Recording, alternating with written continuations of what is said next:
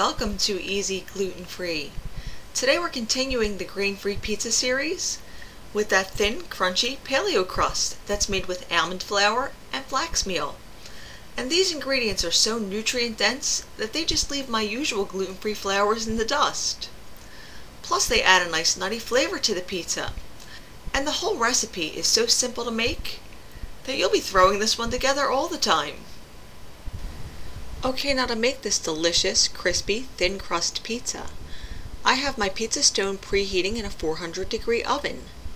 To make the crust dough, in a medium bowl, mix together 1/2 cup of almond meal or almond flour, 1 tablespoon of flax meal, either the golden variety or the regular variety like I have here, and about 1/8 teaspoon of salt. Some people add spices too, so you could do that if you want. Now in a medium bowl, whisk together 1 large egg and 1 tablespoon of water. And when you have it fairly combined, add it to the dry ingredients. Now stir everything together until you have a dough that's a little bit looser than a Play-Doh type consistency.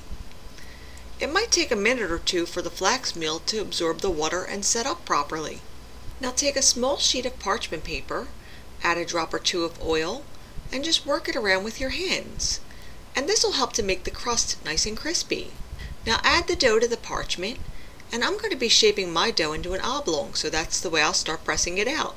But you could do whatever shape you want. And you could do the whole thing with your oiled hands, or you could add a sheet of plastic wrap and use a rolling pin to roll it out as thin as you want. And I like to get the crust pretty thin so that the pizza is slightly larger and it gives me more surface area at the top. But you don't want to go too thin or the crust could break during the baking process. My crust was about 6 by 9 inches. Now slide the parchment onto the pizza stone and bake it for 9 to 10 minutes for a pizza of this size, but increase the time if you increase the recipe. When you remove it from the oven, the crust will be firm enough to actually remove from the parchment paper if you want. Now you can add your toppings. And I don't think all my toppings are paleo like the crust itself is. And while the crust was baking, I stirred together some mushrooms, very thinly sliced peppers and onions, with a few tablespoons of sauce, a drizzle of olive oil, and a sprinkle of sea salt. Now spread this entire mixture over the crust, and I also have about 1 ounce of provolone that I stacked up with about 1 ounce of salami, and then I cut them into thin julienne strips.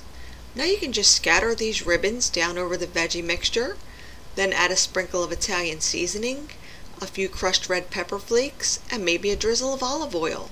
And then this pizza is ready for a 3 to 5 minute trip under the broiler this time. And when you take this beautiful pizza out of the oven, you could scatter over some fresh herbs, cut it into whatever size slices you want, and this pizza is ready to enjoy.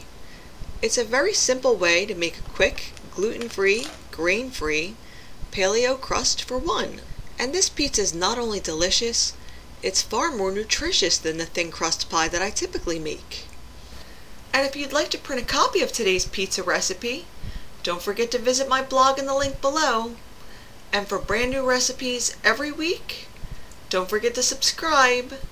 See you again soon.